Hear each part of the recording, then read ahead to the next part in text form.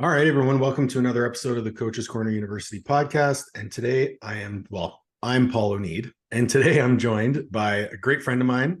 It's your second time on the podcast, I think, Mike De La Pava. Mike is the owner of Battle Axe Gym in Miami, Florida, where strength is everything, I hear. And we're going to chat about coaching, strongman, owning a gym, everything that is MDLP. Mike, welcome. Wow, thank you very much for having me, brother. It's good to be back. Did I do a good intro? That was great. And listen, unedited, which is I was raw. gonna throw in your nickname El Gordo, but I just I didn't. I didn't, but I didn't. For those that don't speak Spanish, that means the magnificent one. Yeah, you don't have to Google it. Don't even worry about it. No, don't worry about it. It doesn't mean fact. It doesn't mean that at all. So you just got back from an incredible, from the looks of it, like a once in a lifetime type trip, but hopefully it's not once in a lifetime, to Norway. Tell me a little bit about that.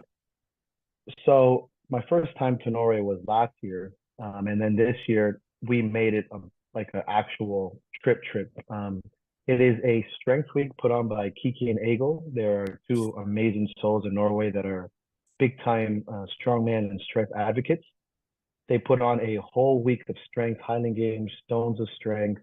They have a lot of local and worldwide strength athletes from, like I said, Highland. They have Eddie Cohen, they have Nick Best at Strongman Champions League. A lot of like Leifa and Sunny, who are two of the strongest females to ever compete in strong women and strongman. And so it's a whole like summer camp with almost 9-10 days of competitions, seminars, games. And on top of that, I went and I got to speak on mental health and mental hygiene, some of my new ideas that I've been implementing. It was an honor. And then see Norway and hike and climb. And it's just, not to sound cliche, but it is breathtaking. Norway is just out of control. Well, the videos you posted were incredible. And the reason I wanted to start with that is a lot of what you and I have spoken about in the context of training, I think where we resonate with each other the most is on the mental side of things. So I'm wondering if you could, use the word mental hygiene, which you're the only one I know who's used that term before. So can you dive into kind of what you mean by that? What sort of strategies you're talking about? Sure. As far as I recognize, I've heard that mental hygiene is basically something that I kind of created in that sense because, I'm looking for that too. I'm going to do the whole thing. Good. I took it from the medical practice, right? Like dental hygiene. And, when you hear hygiene, you hear dental hygiene, you kind of think steps, you think, an order of things. And I discussed it in the seminar. When you think dental hygiene, you think flossing, brushing your teeth, mouthwash, etc. And when I hear mental health and mental hygiene, the way I differentiate is that mental health can encompass everything. It's also the good and the bad, right? The depression, the anger, the rage, from courage, happiness, and joy. Those are all part of the mental health umbrella. But mental hygiene, to me, is a series of steps or a way of kind of quantifying things where you take these things to continuously fix your health, not only in the day-to-day, weekly, and monthly, but long-term. And the steps can include anything from like visualization to journaling and kind of organizing it, right? I had a discussion too when we talked about Stan Efferding's vertical diet. It wasn't that he discovered anything new, is that he made it in this kind of a linear, practical, manual fashion for the general population on top of our athletic population as well. So mental hygiene is that. It literally is what it sounds like, a way of kind of keeping your mentality on top of it, like on top and on good points. Well, it makes a lot of sense. And from, even with regards to sleep hygiene, right? It's just steps you take every single day, in this case, to make sure that you're in the best mental space possible to be, I want to say competitive, but I think it transcends sport, strength sports, everything. Because day to day, you're going to deal with struggle. You're going to deal with hardships. And if you're in a position where you're not reactive, where you can take that space, Viktor Frankl always talks about, you own the space between the action and the reaction. So, or the stimulus and the response, right? So if you can elongate that time frame and be more strategic in your responses, I think anything is possible. When you're coaching athletes, how do you build that into what you're trying to do? Is that something you do with everyone? So no, this is something that I've implemented, and I don't want to use the term irresponsibly, but experimentally with a few clients, and I was open about it. I'm like, hey, I'm really trying to develop this system here and taking it to the next space. Are you open to having these mental hygiene scales on top of your training, on top of your Excel sheet? And the ones that I thought would be receptive to it, the ones that I were bigger micromanagers and wanted to go to that next step, were very open to it. So it's not for everyone because, like I said, I think it's very important to draw the line between therapist and coach. I Right. think there is a very big line of professionalism that needs to be drawn. For example, if you're having marital problems or an emotional disconnection from your child, that is not my job to try and fix that. I can be there for you, I can listen to you, but primarily as a strength coach, whether it's mentor or not, is to try to optimize training that in this case, it leaks over to real life. The happier you are in the training room, more strong you get mentally, you just become a better person. And again, it's not a moral compass. It's just optimizing. And I use the word in a very scientific, objective manner to optimize how you train so that leaks over to you have a better life. And better is subjective, right? What's better for you is not better for me. And I do want to, like I said, I'm a psych major, and that just makes me much more critical and more careful with using things like therapy, mental health, hygiene, counseling, because that is not my paid profession yet, in a sense. I like to do that. So the application of it to the lifters was that a very open communication, and it's not for everyone. Not some people just want to get coached and they want to talk percentages and they want to fix their deadlift with a stronger hamstring. And there's other people that, come to that level to do that. And the way we did it is a very practical system, right? You talk to the lifter openly, you ask them what their 10 is and what their 1 is, which was, I remember the day we had you at my seminar, remember, and you were talking about stress levels. That moment is when this came to me. Okay. I was like, oh, this scale system, right? Like, this is such an easy thing. Like when you take a psychology test, it's like, good to bad or very much so. And I asked the lifter, I go, think of your 10 being the best day of your life, relatively unattainable, or, it's one of those once in a moment lifetime. And then 1 being the absolute worst day of your life. And I mean this just absolutely worst. Not a gym day, like a real bad day. And these 1 to 10, I have them kind of put it at the end of every training session. How was your mental scale that day? A 6, a 7.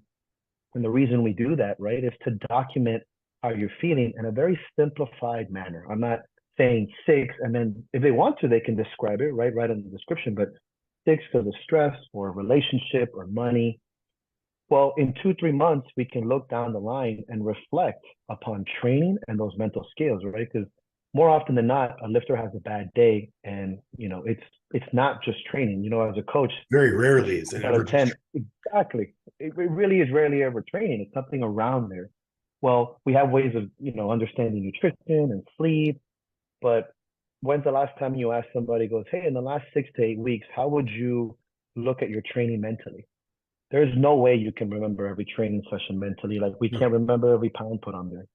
So in a very simple way, I'm not asking every single session, but like every single exercise, but we do that. So then we look back and quantify how many 9s did you have or 8s?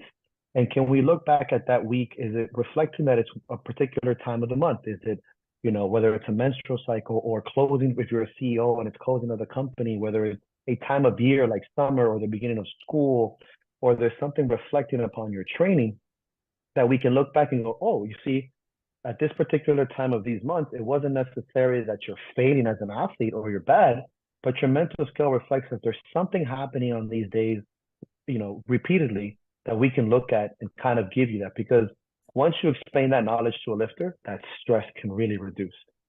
So I love that you started the discussion with the lifter as what's your 10 and what's your 1, because so this is something that I was kind of made aware of when I was doing the old app that I had, and it operated primarily on like a Likert scale. And what we found was that in some people, there's no concept of a 10 out of 10 or a 1 out of 10. Take, for example, Tony Montgomery, great friend of mine, former military. He's a Marine. His 10 out of 10 stress, meaning the worst day of his life, is bullets being shot at him and his friends dying. Mm-hmm. So he said to me, he's like, Paul, I don't have 10 out of 10 stress days because my 10 out of 10 is inconceivable to most people. And I said, okay, I guess that makes sense. And then he's like, my 1 out of 10, meaning the least stress that I feel, is most days because I don't have bullets flying at my head. So for me to subjectively rate my stress is borderline impossible. Mm-hmm. And so that got me thinking in terms of the context of the app and also in the context of my coaching, because I too use, I call it a readiness scale, and I use 4 questions. And again, I don't use it with everyone because some people don't want to track all that data. But having that conversation initially to establish the context around a 10 out of 10. Another reason why I think that's interesting is I'm finding as I get older and I've experienced more 10s and I've experienced more 1s, meaning I've experienced the highs of highs and the lows of lows. I don't have high days and I don't have low days anymore. You know, you ask me how my stress is on a day-to-day basis, and I'm a busy guy. 5 or 6. Right. And this is the thing, right? And that's the beauty of this, right? And I talked about it in Norway, because when we did this seminar in front of coaches from all over the world, we're all speaking in a relatively same language, but there's no linear progression to this discussion. So meaning, we're all talking mental health, we're all talking this concept, but why don't we agree? And this is the main reason why I love doing this, because now we're having what's your 10, what's your 1, what's the name of your scale? We're all kind of doing very similar things, but how do we make this one language so that we can, if I tell you RPE, you already know.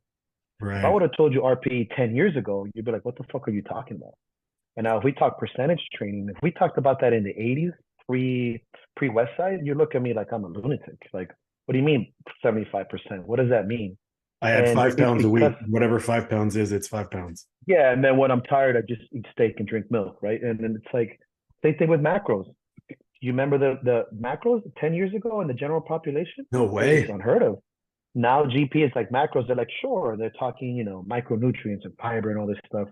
And I think this is why I wanted to start openly kind of having this discussion more and more, is like, I think we can create a language here where we can all kind of really discuss and express and say, hey, the mental hygiene scale. These are some of the 5 most common things you can do on mental hygiene that's going to produce a great training session. And it's not, I don't want this to be anecdotal and opinion-based, right? If you look up peer-reviewed studies on visualization, body language, there is decades of training with Olympians and world-class athletes that shows you things like visualization, positive reinforcement, and the things that I call like prompt engineering, and how that really benefits a lifter in general. Not even, we're going to only discuss sports. We're not even going into the whole psychology counseling session of it. And that's huge, right? For example, prompt engineering, that's AI terminology. That's like a way of speaking to computers, but it's what you and me do every fucking day of our lives. But if we can just all say prompt engineering, or at least we can communicate the same language, instead of saying, oh, I do encouraging commands. I'm like, just like how we use effective reps. I love that terminology because it just makes so much sense. Mm-hmm. But 6 years ago, effective reps was probably only talked about in a very high level of coaches or just in a scientific background. I fucking love that. I think it speaks to the quality of the information you can get from a person just goes through the roof if they understand what it is that they're communicating to you. Because to further elaborate on the point of relativity on a 1 to 10 scale, I don't think most people stop and ask themselves how they're feeling. And if they do, it's very rarely, and it's only when something really shitty happens, probably. Right. And here I love it. I will transition naturally. Honestly, I mentioned this too. It's like when people say, I'm listening to my body. And the first thing I say is that you don't speak your body's language. If you did, I wouldn't be coaching you. Mm-hmm. The more we understand about biomechanics and, the engineering of the muscle and the anatomy, the better we become at communicating to. If I say, Paul, my back hurts, you're like, okay, how, when, whatever. But if I say I was in a flexion position deadlifting and I had some rounding of the low back, I felt a slight pop and I feel numbness, etc., it really starts to make our job easier. Right. And so when we start speaking as far as training is, the training stuff, and you talk about mental hygiene and you say, well, I had a bad day mentally. That is it's even broader than the body. But if we start looking back and say, well, the last 3 weeks I've had, a lot of 4s and 5s or this on this particular day, and I felt like I was not feeling right and I came in with a bad attitude, that communication, now you start to speak your body, not only physically, but mentally. So now you can listen to your body, because there's a thin line between being a pussy and listening to your body. That's just a way that we don't want to do. It facilitates so many better conversations. Like the athlete that comes to mind, she was working remotely previously, so she didn't have to drive to the office, and she was living in Europe. Better food, less stress. All she had to do was work and train and eat. Moves back to the US, has shitty reaction to the food, is living at home in between finding a new place. Now she has to go into the office 4 days a week. So she's got 2 hours of commuting every day. The gym she's going to, she doesn't have any friends there. And she's wondering why her training is suffering. It's like, well, you just moved across the world. You're not digesting your food properly. Your sleep is shit. Now you have 2 more hours of commute. Do I need to keep Right. Because we have had conversations about readiness, and because she has an understanding of her preparedness level, now it gives me more context as the coach to prepare the athlete properly for, number one, the session, and then also modify the session to the level of preparedness of the athlete. If we can have better conversations, and speak the same language, I think it holds so much. It's 100% the difference between crossing that barrier into the next level, which all of us want to do as coaches and as athletes. It begs the question, of course, science and then like not science concepts. It's like I always say, it's good to have a base in something objective like science, and then using that to start experimenting and asking questions and creating languages.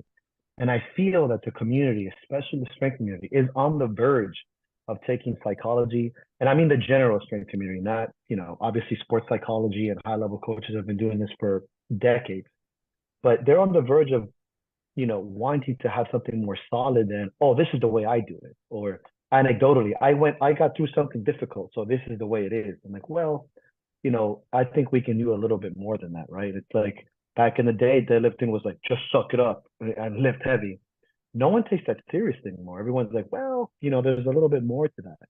And I think as a community that these conversations are happening more and more, where we want something tangible from the mental space. So there's 2 things from that made me smile, and my face tends to speak louder than my words sometimes. But the first part is that I truly believe that like most things, training is art and science, right? So you have science as a contextually dependent framework that you build out this system. And then from there, it's the artful application of that system to the person. Because when we look at research, people often forget that the research is presented as the mean. There are people to the right and the left of that bell curve. And I love that I went right and left, and I went with my left hand and my right. But it's right to left to me is perfect. Of that bell curve.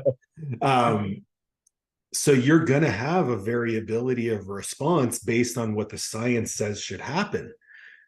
Then the next question that I have for you, and this is, I think, going to be one that you play off on really well, is the difference between those who excel at the highest level and those who might fall short is their ability to defy biology and defy their psychology.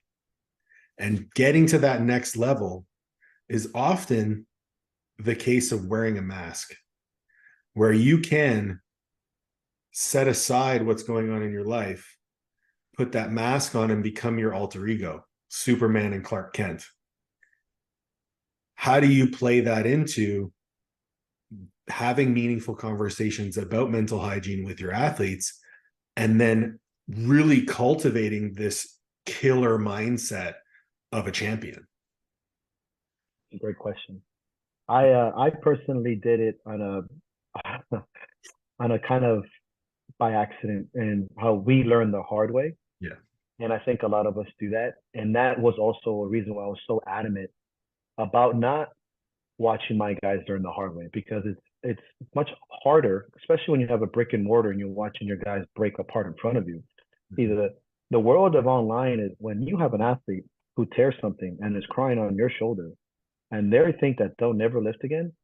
I don't care who you think you are. That shit really sucks. Oh yeah. And it's deep. And I'm not taking anything away from the online space, but when you've developed 5, 6, 7 years of not only a relationship, but friendship, and you're like, you don't want anyone to learn it the way you did, because it's easier for us when we fuck ourselves up. And I started thinking, what concepts or what ideas can I take away from that'll help me develop this? And it's that preparedness, right? It's like when you work with the special forces unit, and that's something that I learned a lot with. Not so much only the population, but the way they train. And obviously some of their training is, out of reach, but the concept is that you do kind of like 6 months of preparation for a 6-month mission, despite the fact that most of these guys have been training for over a decade. That buildup, they call it, those buildup phases, are very linear. They're very, everything's taken care of, from when you're going to train, what you're going to shoot, what you're going to eat. It's very in the sense of preparing you the best possible to unleash what is going to be demanded up next. And the way we do it in the percentage system with creating, numbers and peak, you can do very similar concepts in training. For example, there's nothing wrong with creating a day that's going to mimic a competition or the stress that is going to do that. But we do it in a prepared fashion. We say, hey, in 3 or 4 weeks, we're going to run this mock meet. We're going to have commands, music. I'm going to be in your face. It's going to be hot. And we're going to recreate what we think is the best example of what you're going to face in a few months, so that when you get there, you can be more yourself and more prepared. Because being prepared, I think, really is the first step in unleashing this other side. I'd agree. And we do it physically. When you train a guy with percentages, and you go, say, you prompt engineer him, you said, hey man, you've hit 95% for 3 singles, you're going to fucking crush this. It's right here. Like, it's right here. Yep. And we can do the same concept psychologically in that aspect where, the more prepared they are mentally, the more themselves they can feel. And explaining this stuff to them, that this is not just like made up. Hey, you look at your mental hygiene scale the last 3 or 4 months. You've had some fantastic days the last 8 weeks during peak. You're confident. I've seen a lot of courage in your videos. You're becoming more communicative. Now we can start pushing. I'm going to start letting you more loose, and I think we can really start pushing. And that's kind of, again, there's always that barrier in the online space, but again, communication, phone calls, voice message, all that stuff is super important with the language. So I think both aspects can be like, that build-up phase is very important, and then cultivating that through the years. And again, I was very passionate about, I kind of learned that accidentally, and some people are like, oh, how'd you do that? I go, man, a lot of times I just got fucking lucky. There was some times where I should not have made certain things and certain decisions. So I don't want that for most people. Some people just, some people learn the hard way, but that's not the way it should be. Yeah. I'm like, thinking back to the athletes that I've coached, who you almost have to pull back sometimes. And I personally find it's much easier to pull somebody back than it is to kind of show them the way that they can perform. Mm-hmm. You almost want that person who wants to bang their head through a wall, because it's way easier to put a cushion on the wall than for you to put a helmet on the person. You know what I mean? Like, yeah, I can visualize that. Some people want to bubble wrap what it is that we're doing. And I don't want to sound too, old school or, meatheadish when I say this, but you have to be a little crazy. Yeah. You have to be a little nuts. You fucking do. And I think that attitude, in the sense of, I learned that when I was, remember Brian told me that when I was hitting my back, is like, when you're going to have to be a little insane to think you can come back from a serious spinal injury. Like, you just have to be that person that says, I'm going to do this, and I would say that to any serious injury or, disease like cancer, like, you have to be that crazy. I also want to draw a very distinct line between the fact that we're doing something that's just not natural. You have to push the limits, and there's going to be a time where you're going to go into dark waters mentally and physically. I mean, this isn't for fucking everyone in that sense. And I love that, right? That's why we're here. Mm-hmm. And the more we discuss and the more we prepare ourselves, it's just, just and I say this truly, just because we're being, you know, practical and we're taking steps, by no means is that going to make the action smaller or the effort not adventurous. By no means, it's The effort is the standard, right? And this is something right. that really, really fucking bothers me about this new age of Instagram expert is talking about these heuristics of exercise prescription and exercise execution and forgetting the main tenet of intensity. Right. And intensity to me is the one variable. It's like the volume at a party. It's turned up to 11 all the fucking time. Yes, there are going to be periods where you got to lower the volume because the police are at the door. But other than that, we're partying. Right. And right, the parallel to be drawn is we're going to have deload weeks for sure. We all Right. need them. The way that you plan your training is going to allow you to either deload less often or whatever it might be. And we can get into the weeds on that conversation. But the big thing for me is, are you approaching your training with a specific intent every single day? Do you have trust in the plan? Do you have trust in your preparation, both physically and mentally? And do you know that your coach has put you in a position to be successful? If that's the case, run your head through a wall, young buck. Fucking run. Right. There's only so much, right? You have two opposite sides of the spectrum too, and I see at one point the only thing that made Instagram was just being a savage. Remember, being a savage, be a savage, Rubish. and it was right, and that was huge. You remember the videos, lift without care. Well, look at Pete Rubish now, a much more educated, beat up person, but you have these two opposite sides of the spectrum. You have your super, the protractor squad that's like, it's only this and this much, and then you have your other guys, and it's like, I think for the most part, it's our job to unite those languages or unite those countries, and with preparation, right? There's going to be and this is why I always laugh, right? What happens when you get hurt? When you get hurt, you lean on science. You don't fucking care about nothing. You start reading things on isometrics and heat and micronutrients, and you take your CBD, and you're like, science. Then when you're on top of the game and you're super strong, you're like, fuck science. I'm going after everything emotionally. And I've been on both sides of those. 100%. And I know for sure it's like we have to marry those concepts. And like you said, right? I love that scientific art approach. It's super important. Of course, the new school, I laugh because I love seeing trends on social media. 5-6 years ago, all savages. Now, you put on a pair of fucking cool glasses and you talk about, how this is going to be in your macro cycle, and everyone's like, click, click, click, click, click. And then you get the opposite. I was going to put mine on. Actually, and you see this concept, and I smile, I laugh, because again, it's those people and those of us that are in the gray area trying to translate these things for people. And then it all comes down to, like, very much, it depends. What language does your lifter respond to best, and what are you going to do with that? 100%. I love it. Okay, I'm going to switch gears a little bit. You own the Battle Axe Gym, and I've said this before to honestly anyone who asks. It's a unique place. It is, to put it into words is very challenging, because it's a well-oiled machine, but at the same time, it's a family. You guys all care about each other. There's every person in there wants every person around them to be successful, while at the same time you compete every day. And that's a very unique environment. I want to look at your gym where it is today, and look at it where it started in that 1,100 square foot storage unit. Is this what you thought it would be? Did you have any concept of what it would be when you started? So, good question. there was the insanity in me that saw something like this, but maybe like a blurry vision in the horizon, right? Yeah, I had no idea that it was going to be this specific, but I did see success. I had to be crazy.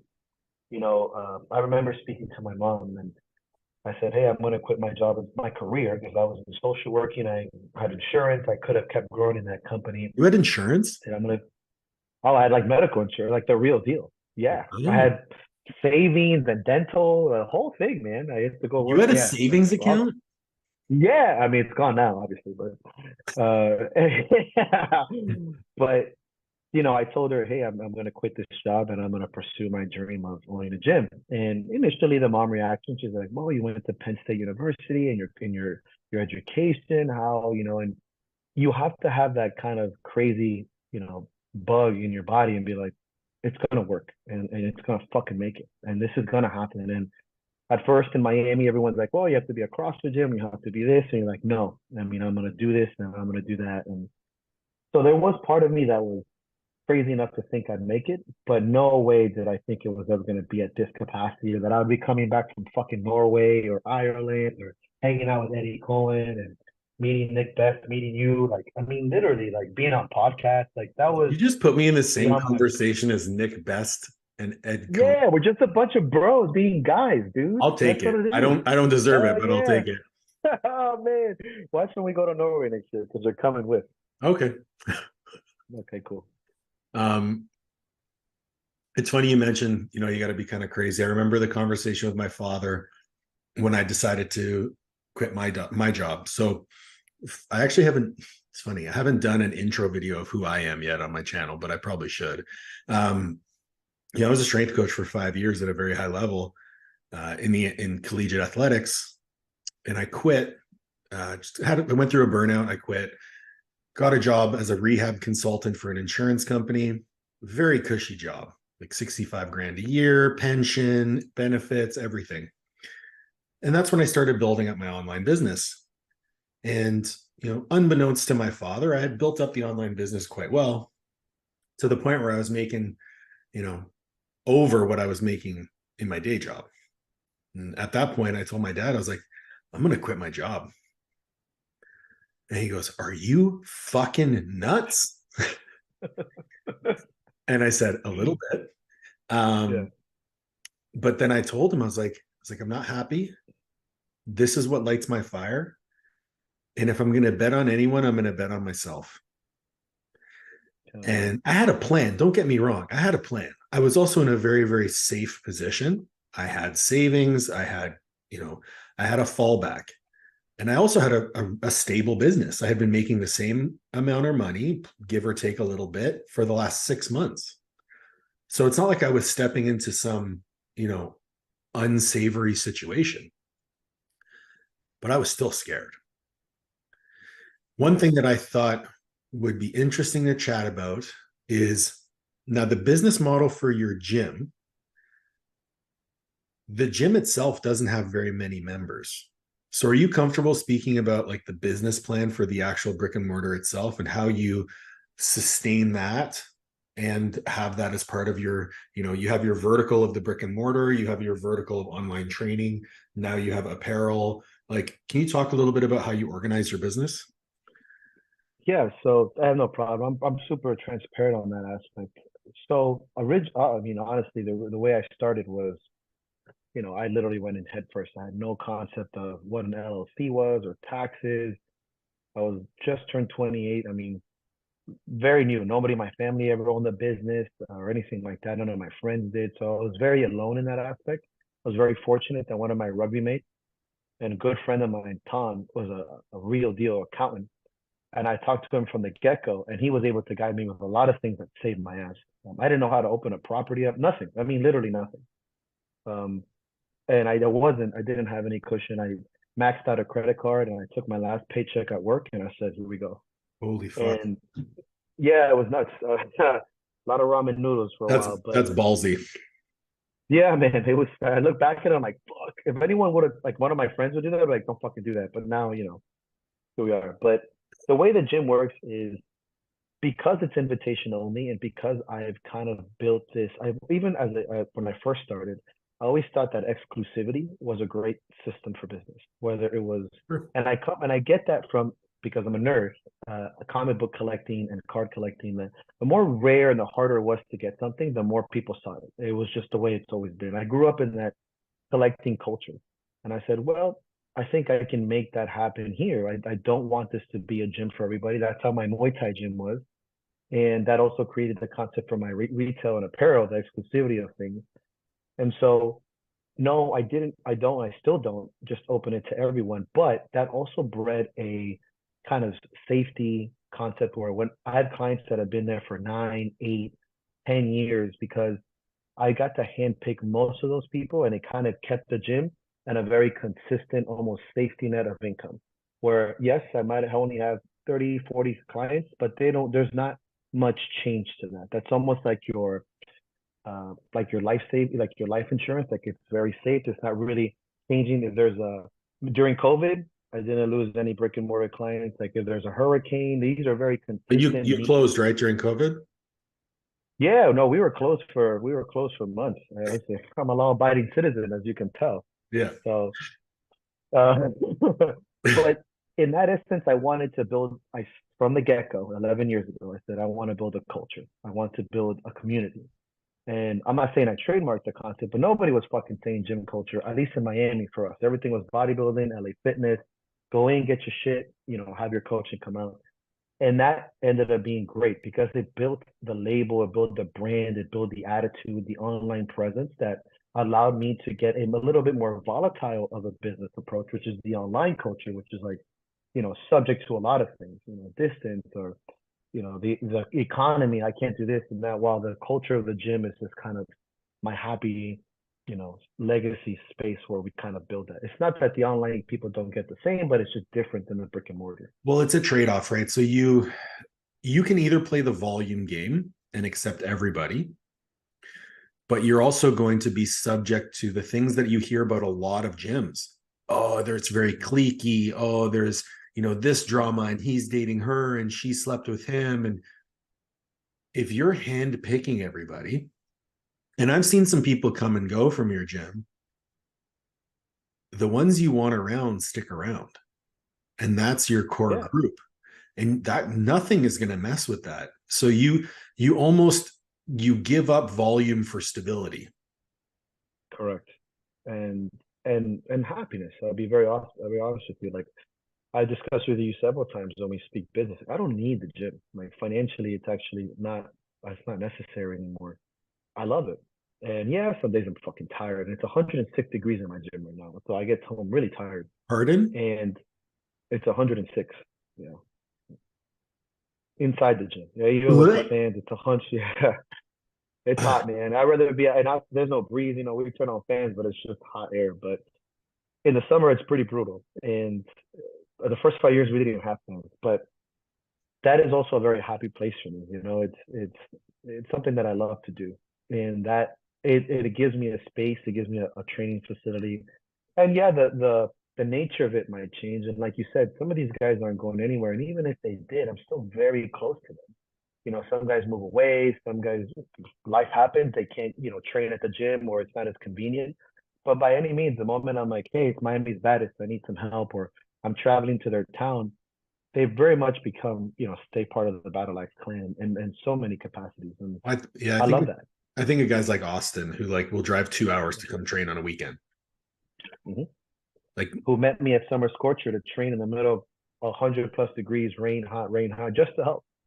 And, I got guys like Weaver, the guy from my special forces, who trained 5 months at the gym, and we became like brothers. He asked me to speak at his retirement. Oh, wow. And because of the gym. And he loves the gym and the culture, and it has opened those kind of opportunities all over the world. That's very cool. I think it's interesting because I talk about business diversity a lot with my clients, and the stability you get through diversity is so valuable. But if you don't have control over each vertical, it becomes a chaotic environment. So someone from the outside looking in could look at your business and say, this guy owns a gym, he online coaches, he speaks at seminars, he runs meets, he has an apparel line. So that's like 5 different revenue verticals. Man, that's a chaotic situation. But knowing the finer details, what you've actually done, and it's something that I try to espouse to the people that I work with, is you stack stability on top of stability. You don't build a pyramid on top of sand, right? You have to have a wide base. So your wide base of stability is the gym. Is it lucrative? No. Is it stable? Yes. Does it bring you happiness? Fantastic. Cool. How do we pay our bills? Well, we can online coach. Much less time consuming. It can be done remotely. It's something that still makes you happy and fills your cup, but it's going to be more lucrative, a little bit more unstable. But since you have the stability of the gym, you can tolerate that volatility. Then you add in the apparel line. Then you add in hosting competitions. Then you add in speaking at seminars. And it just layers this complex business, one layer on top of the next. And it worked. Instead of having the idea of each being a vertical, now you have an ecosystem, because the more stable and awesome your gym is, it's going to feed into your online coaching. The more online clients you have and the better reputation there, the more people are going to do your shows. The better you do at shows, the more reputation you're going to get to speak at seminars. The better you speak at seminars, you're going to get more clients, and it just works in this ecosystem environment. And so, I probably don't give you enough credit because I harp on you a lot, but what you're That's good. I need that. What you're doing is creating a brand. You're creating yourself as the Battle Axe Gym, and there's so many things underneath it that encompass the Battle Axe. And so when I think, as a message to those people who are online coaches, who are business owners, don't try to do everything at once. Don't try to make a complex system unless you have stability within that system. You cannot introduce volatility without the reliance on stability in some aspect. For me, my online business is very stable. So I introduced a new vertical of mentorship, which is more volatile. Some months it's very lucrative, some months it's zero. Mm-hmm. But I have the stability of online coaching. And same with Coach's Corner. Some months it's very lucrative, some months it's not. It all depends on what courses are available and all this sort of stuff. So, I have a feeling this happened by accident, but was it orchestrated? No, it wasn't. It's like I didn't recognize it until maybe a couple of years ago, where I'm like, this is really like you said, like an ecosystem. It's all kind of feeding itself. Because people kept telling me, you have a brand. And originally, I still viewed that as a negative term. Like, I don't want to be a brand. I want to be this and that. And I took brand negatively. I'm not a brand. I'm a gym. I'm a culture. I'm a strength coach. And then I started realizing the value of it, and what the brand or the concept or the attitude of the Battle Axe Gym and what we have, what it really breeds, and how easy it is for me to start a conversation and say, well, I'm the Battle Axe Gym. That's where I coach. And that in itself is a description of what we do. And that's a big feeling of success. And it like I said, initially I had no idea what I was doing. I just wanted to do everything cool. And I got, in many cases, I always tell people, from training to business, in some cases, I also ate my shit sandwiches, but I also got lucky. It's something that I would never recommend to anyone. I'd be like, have structure, but I didn't have anyone. I didn't have anyone to guide me in business at all. And, owning a brick and mortar, as far as being a strength gym 11 years ago in Miami, was still the Wild West. It was just Randy. Kind of figure it. Yeah, right. You and Randy. Exactly. That's it. Very few powerlifting gyms, and everything was CrossFit and bodybuilding. And, again, Randy was a big mentor in that aspect. But the business part, he had his own job, and this was his passion. So when I quit my job and this was my only thing, a lot of that stuff started. And then the last few years, specifically why I started working with you too, is I was like, this has a path. This has a way of organization that I need to do, because the next 10 years I can't keep getting lucky for another 10 years. And that's been the biggest change. I think it was our conversation on the couch, man, when I came to visit. I talk about that shit all the time. Yeah. That's the conversation. So here's the question that I think it's going to get you thinking. So a lot of the time when I say, oh, my friend Mike, people go, Mike. I'm like, yeah, Mike De La Pava. They're like, I'm like, the Battle Axe Gym. And they go, oh, you might think that that's a bad thing. So when someone thinks like, oh, people don't know that they know me by my Instagram handle or they know me by my gym name, I think that's a great thing. Because if you can divorce Mike from the Battle Axe Gym, you can create longevity. Yes. If you are your business, if you are John Smith Personal Training and that's your business dies when you retire. Mm-hmm. Are you considering the future of the Battle Axe as an ecosystem of business that will exist beyond your working lifespan? Yes. So that's a great question. I remember hearing two different things. I remember hearing Louis say, when I die, Westside dies. I remember that, yeah. And although it's continuing with him, and we can all say it's not the same thing with him, I remember him saying that and being like, I don't want that. And speaking of Randy, I remember him saying something to me that stuck with me. It was probably 11 years ago, 10 years ago. The moment you stop saying I and you start using the terms we to talk about your gym, you're going to do a lot better for yourself. Mm-hmm. At first, it was like, I am the Battle Axe Gym, I am the Battle Axe, because I didn't understand that concept. I had no one else really to lean on. And the idea, and this is the word that I use constantly, the concept of legacy is that something needs to live beyond my going or passing or whatever it is. And, I don't necessarily have children and I may never have children in that aspect, but that doesn't guarantee that because I have children, they're going to carry on the Battle Axe Gym. I have to create this culture and this idea that even though I go, there's going to be people that continue the attitude and to speak the name of the gym and to keep it going and to keep this online system up.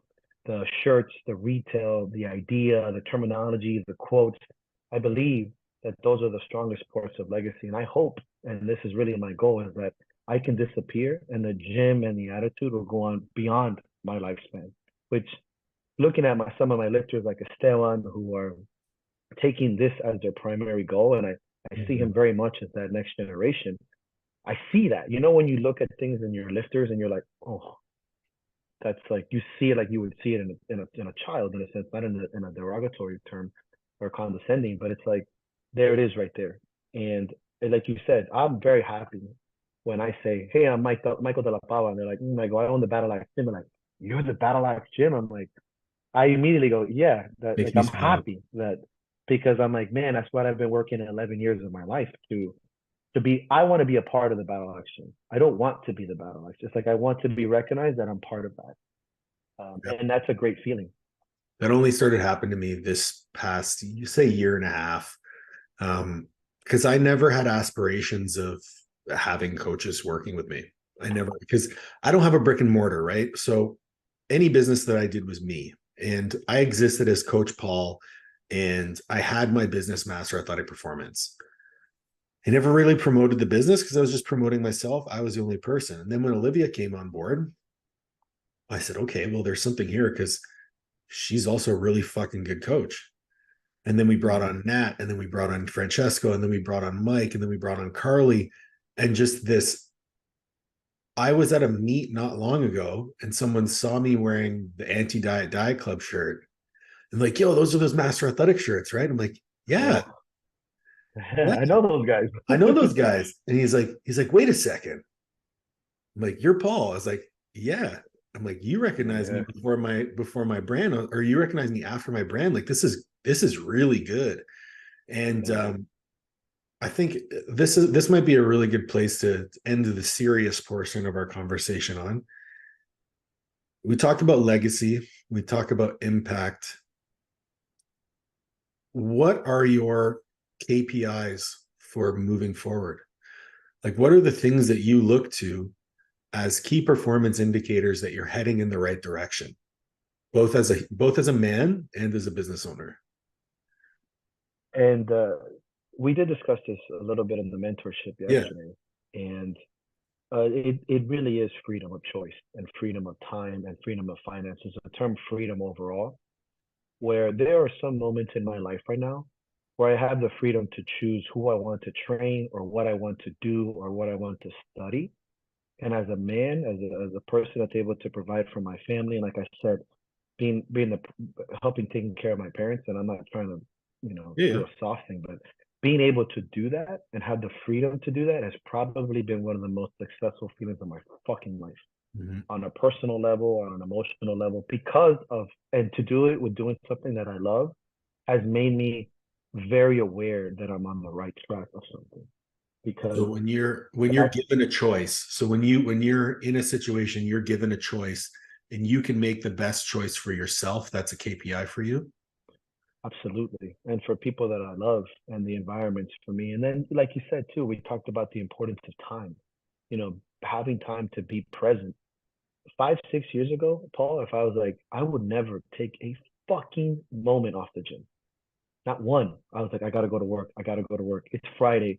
I'd be there for one person, two people, 10 people.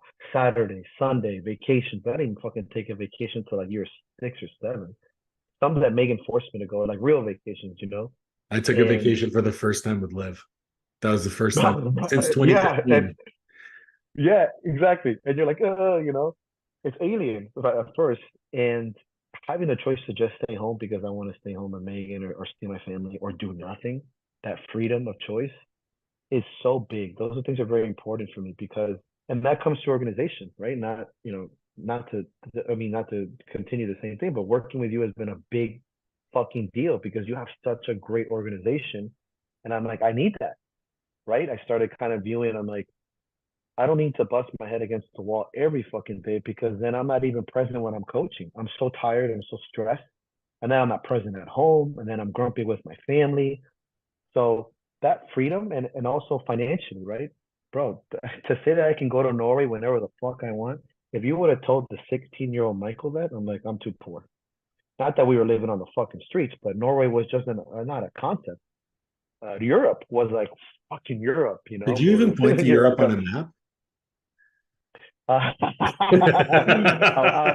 I gotta ask my cousins for that. Oh my, My cousin Google, he has the my answer. cousin Google.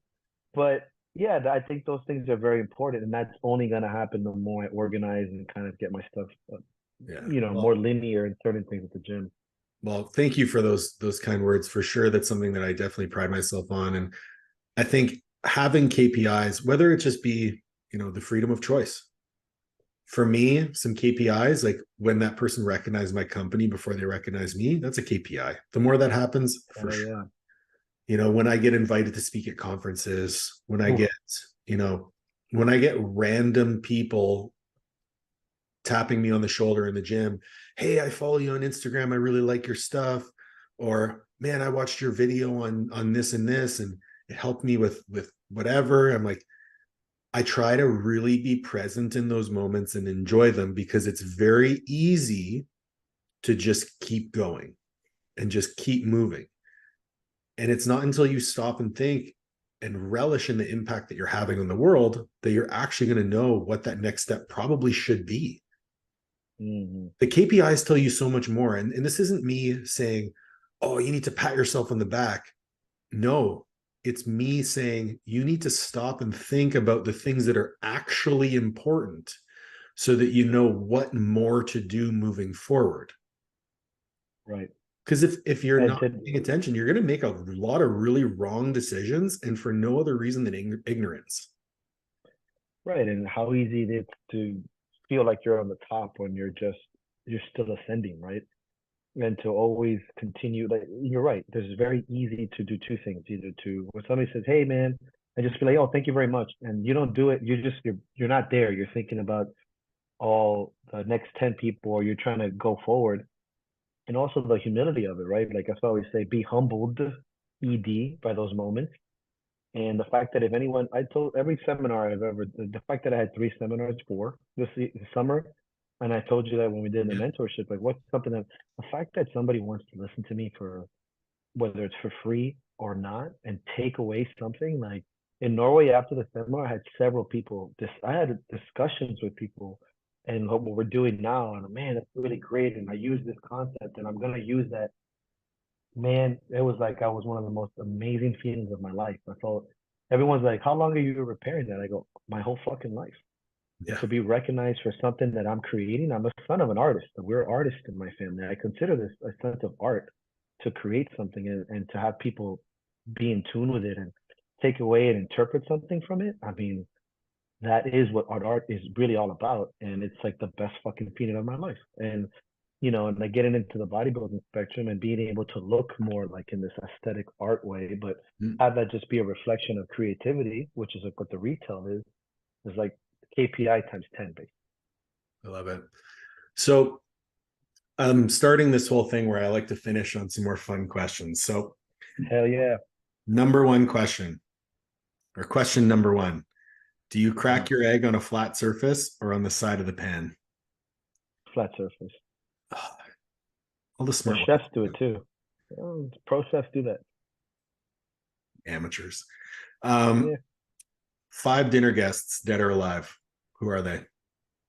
Woo. Okay.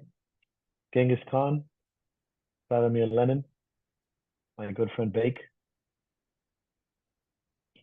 The other two, Napoleon Bonaparte. And I really want to know what happened to Amelia Earhart. So 5. So you pick a fascist, 2 world. A Russian communist who took over Russia, who had he was got some stories, man. You picked Oh, a guy that literally a guy that warlord, literally yeah. fathered like 30% of the world. A French tiny person. Tiny he wasn't really that small. That's actually an inaccuracy. He was small by our standards. Come on. See the things you can learn from him if you have him for dinner. Come on. All right. I'll give it to you. I'm a history guy. I I people would alive here definitely, now would be great. honestly, Genghis Khan is in my top 5. And the main reason is I'm very fascinated by people who have these innate drives towards whatever it might be. That drive to actually want to take over the world, I would love to know how that looks in your head. I just need to know if they can bottle that up. That's gotta be so, and you're talking about a time where you can just die from a cut on your foot. Like, the diseases, malaria. I mean, you can walk out the door and be dead the next day. These guys fought battle after, and still. And if you know Genghis Khan history, they had to lead from the front. He wasn't allowed to lead his men, so he was in the front line Yeah. every battle, and he made it. I mean, it's crazy to me. And you have a guy like Napoleon Bonaparte, who's not even French, who took over France, got kicked out, and then took it over again. Come on, Yeah, what a drinking buddy. that's true. Um, what is on the personal side of things? What are you looking forward to accomplishing in 2023, 2024, in the next year? I'd like to see myself set up a standard, both physically and financially and business wise, that I think will be the steady base we talked about. That'll take me the next 10 years. I need to feel it. And now I'm like seeing it, but I need to know that it's there. All right, last question. Who is one person you would like to see on this podcast, with the caveat that you have to help me get them on it? I want to see Eddie Cohen. Oof. I would love to, especially after you, him, and Nick at the same thing. I'd love to see you talk to him because he's got that OG mentality, but he's also so welcoming of new ideas. And I think you're a good representative of both. I like that. Well, that's a very big compliment. Thank you so And I much. can do it. You know what? I'm gonna text him right now. Piece of crap. Do it. I will. Dude, thank you so much for coming on the podcast. Always a pleasure. Love you. And yeah, man, some great things coming this year for you. Where can Thank you, people brother. find Love you? you, man. So you can find me primarily on Instagram and my website. So the Instagram is at the Battle Axe Gym. Feel free to DM me or contact me there, or my website, www.thebattleaxegym.com. Those are my 2 primary sources. And we have a podcast, the Battle Axe Podcast. You can find me on Spotify, SoundCloud, and iTunes. I hear you've had like a really handsome Canadian on your podcast a couple times. I've never known a Canadian in my life. I'm sorry. We just met today. We'll talk. It Twice. might have been lost in the mail. I had him twice. That's true. And that's a very good comparison. If you haven't listened to the podcast of Paul and Paul, whoop, I did. I actually went back and listened to it, and it was right? interesting. Crazy. Interesting. All right. Coach's Corner U podcast is brought to you by Coach's Corner University, www.coachescorneru.com. We got a lot of fun stuff in the making coming in August. Mike and I are collaborating on a course with a good friend of ours, Andrew Clayton, Strongman Certification. That should be out in the fall. And also www.masterathletic.com. You can work with me or any of my 5 coaches. You can DM me, Paul at Oneid, or any of our coaches, and be happy to work with you. Thanks so much. Have a great day. Peace.